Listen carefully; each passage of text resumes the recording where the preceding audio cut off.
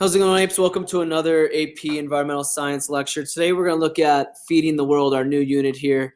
And we're going to start off the unit by looking at actual human nutritional needs and how these vary from country to country and the effects these have on the people living in those countries.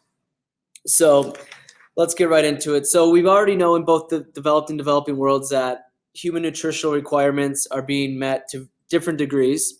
Agriculture has been going on for more than 10,000 years, and in that time, farmers have been able to increase agricultural output through improved technology and more efficient use of resources. So while these improvements have been beneficial to the output of food resources, they have not necessarily been beneficial to human well-being. So we're going to look at two things there. We're going to look at describe how human nutritional requirements, what we need to live sustainable, healthy lives. And then we're also going to attempt to explain why these needs aren't met in various parts of the world. So let's start off by just looking at what is necessary for a healthy lifestyle.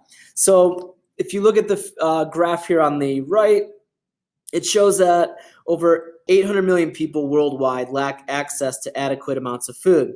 So all that number has been declining for many years.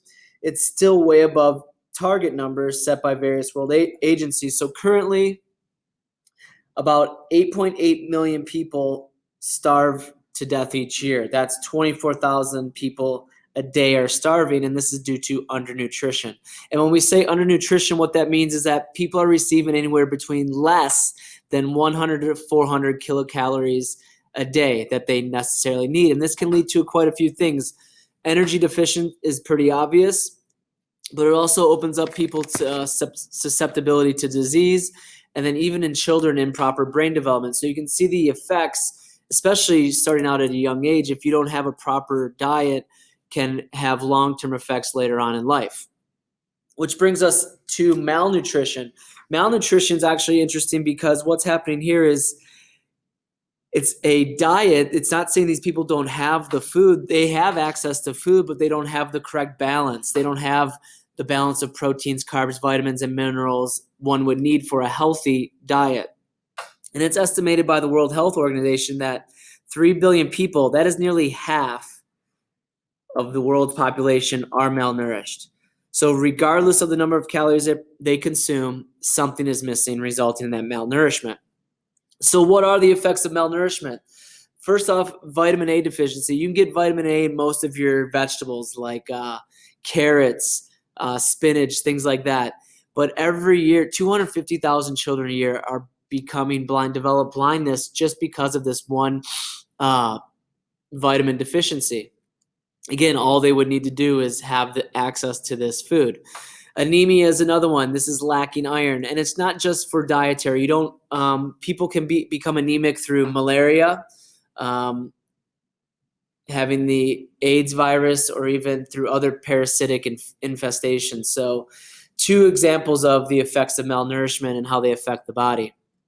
And you can see here on the right, when someone is anemic, they have quite a few symptoms that affect their daily life. And so moving on to food security. Food security is exactly what it sounds like. The Food and Agriculture Organization of the United Nations defines food security as the condition in which people have access to sufficient, safe, and nutritious food that meets their dietary needs. And this is for an active and healthy lifestyle. So I hope most of you watching this lecture have some sort of food security understand what food security is. And it's pretty self-explanatory what the opposite is. This is food insecurity is not having access, and it's a condition in which people do not have that adequate access to food. And this can lead to quite a few things, and the main one, which I'm sure you've heard, is famine. So with what's going on with famine, it's this condition of food insecurity where there's a large number of deaths over a short period of time. And actual definitions of famine vary widely depending on the agency using them, but one relief agency defines famine as an event in which there are more than 5 deaths per day per 10,000 people due to lack of food. I'll say it one more time. So more than 5 deaths per day per 10,000 people due to lack of food. And this can be the result of crop failures, Drought can lead to crop failures, and there can also be social and political aspects of famines as well. So the result of crop failures sometimes, again, like drought, but like we can look at some of these social and political causes here in a little bit. Another example is overnutrition. So what's happening here is this is the ingestion of too many calories, and again, we are lacking proper balance in foods and nutrients. So what we're seeing here is people end up becoming obese, meaning they're more than 20% above their ideal weight. So overnutrition is a type of malnutrition, I want to point out, and it puts people at risk for a variety of other diseases. So again, yes, you become malnourished, but people are more susceptible to type 2 diabetes, hypertension, and heart disease, and even stroke. What we see, though, there is a kind of correlation between malnutrition and poverty. We see that in some of the poorer populations, depending on which way you go, but malnutrition affects more of the poor people in these countries. So what results of poverty, obviously, if you are below or in the poverty line, you lack resources that limit your access to food. And something that's quite interesting here is that people who are starving, get out. So people who are starving, the interesting thing is that food exists, but not everyone has access to it. So what that means is people cannot afford to buy the food they need, but the problem isn't its availability. So a remedy to the problem would not be producing more grain. The grain is there, again, it's just not being distributed equally. And as a result, some political factors come into play. And for example, refugees. You have refugee populations. These people fled their homes. This could have been due to war or natural disasters. And they might not have access to food that they grew and stored from the countries they came from, because now they're in a whole new place. And then many times political unrest can lead to starvation as well. And what happens here is many times is that lack of an adequate food supply will lead to political unrest. You can see the map here where unrest and protests happen all over.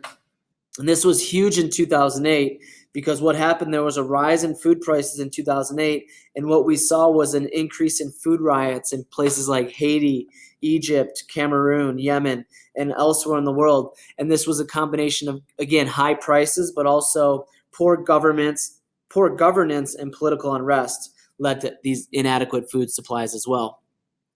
And lastly, what we can see now is there's a correlation between feeding livestock and lack of availability of food to people, because what we have begun to do, large amounts of our agricultural resources now are being diverted to feed livestock and poultry rather than people. So basically 40% of the grain grown in the world is now going to feed livestock. And the interesting thing about this, and you can think back to your trophic levels, is that when these foods are fed to livestock, the low efficiency of energy transfer causes much of the energy they contain to be lost from the system. So about only 10 to 15% of the calories in grain or soybeans fed to cattle are converted into calories for beef. So essentially, and what you're going to learn in this chapter is that more food would be available for people if the grain and soybeans, instead of going to livestock, were given to the people as is. And we're going to finish up here. You can see that this figure shows that global grain production since 1950, a large number of factors influence grain production, including the amount of land under cultivation, global weather, precipitation patterns, world prices for grain, and so on, as well as the productivity of land. But what we're seeing here is that grain production has been steadily increasing, and so has meat consumption. So, and usually when you see people that have diets with a lot of meat in their that they're consuming, it's usually a sign of affluence, that people are making more money. When people make more money, they start to eat more meat in their diet. And again, as what we just discussed, and we'll see later on as we go through this chapter, the cultivation and the taking care of the livestock and feeding the livestock has much more detrimental effects on the environment than, let's say, a vegetarian diet. But again, we'll get more into that later. As always, come see me if you need anything or shoot me an email. See ya.